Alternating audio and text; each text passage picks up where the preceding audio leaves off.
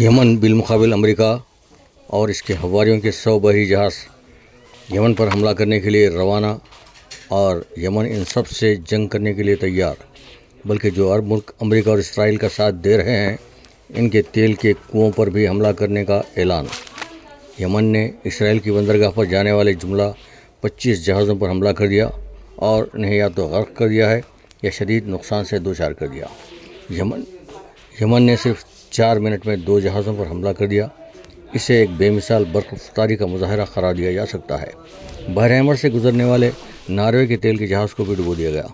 اس علاقے میں برطانیہ اور امریکہ کے 43 جنگی بحری بیڑے موجود ہیں، لیکن ان کی موجودگی میں بھی یمن نے بحری جہازوں پر حملہ کر دیا۔ اب امریکہ اور برطانیہ اور دیگر ملکوں نے مزید 50 جنگی بحری بیڑے بھی حملے کا جواب دینے کے لیے بحر احمر میں بھیج دیے ہیں۔ دنیا کا 70 تا 80% تیل اسی راستے سے گزرتا تھا، لیکن یمن نے اعلان کر دیا کہ یہاں سے اب کوئی تیل کا جہاز کو گزرنے نہیں دیا جائے گا۔ اگر اس مختصر راستے کو بند کر دیا گا تو اب تیل کو اپنی جگہ پر پہنچنے کے لیے 34 دن زیادہ لگیں گے۔ نتیجے میں تیل کی قیمتوں میں بے تحاشا اضافہ ہوگا۔ اسرائیلی میڈیا کا کہنا ہے کہ یمن کی جانب سے جو ناکہ بندی کی گئی ہے اس کے سبب قیمتوں میں بڑا اضافہ ہوگا۔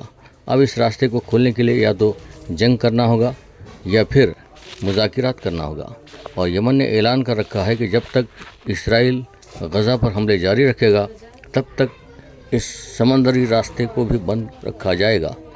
یمن کا خیال ہے کہ عرب ملکوں نے ہمیشہ سے امریکہ، یورپ اور اسرائیل کی حمایت کی ہے، اسی لیے یمن اب ان عرب ملکوں کے تیل کے کنوؤں پر بھی حملہ کر دے گا۔ عرب ملکوں میں اس بات پر اتفاق نہ ہو سکا کہ یمن کے خلاف عرب ملکوں کی جانب سے فوجی کارروائی کی جائے گی یا نہیں، لیکن امریکہ عرب ملکوں کے ذریعے یمن سے بات چیت بھی کرنا چاہتا ہے۔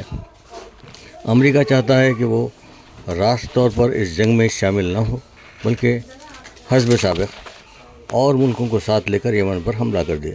اب دیکھنا یہ ہے کہ امریکہ کے ان ارادوں میں کون کون سے ملک شامل ہوتے ہیں، لیکن اس حملے میں طرفین کا بھاری جانی و مالی نقصان ہوگا۔